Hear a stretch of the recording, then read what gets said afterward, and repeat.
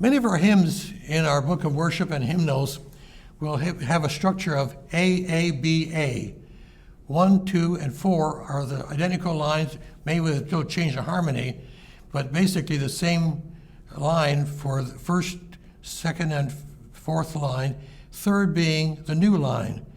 Well, a lot of times our introductions will be the first and last line, so rather than play that same line twice, I'll go ahead and play the first half of the first line, the last half of the third line, and then the entire fourth line. For example,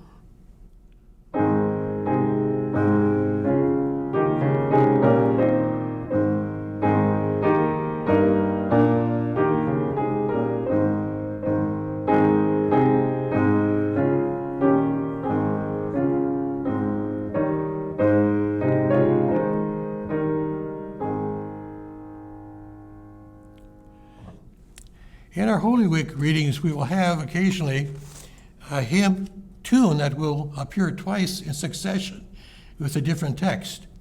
So rather than, and it usually will appear within a minute or two of the previous hymn stanza. So rather than play the same introduction for both hymns, I'll do the first hymn with this introduction of the first line,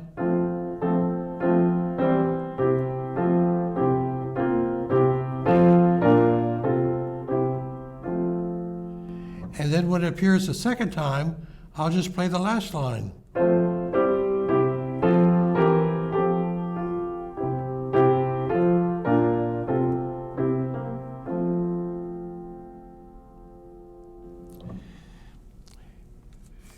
We do a lot of antiphonal singing and playing in our congregations, and for a variety, when you introduce a hymn, I found it's kind of interesting to do it with antiphonally.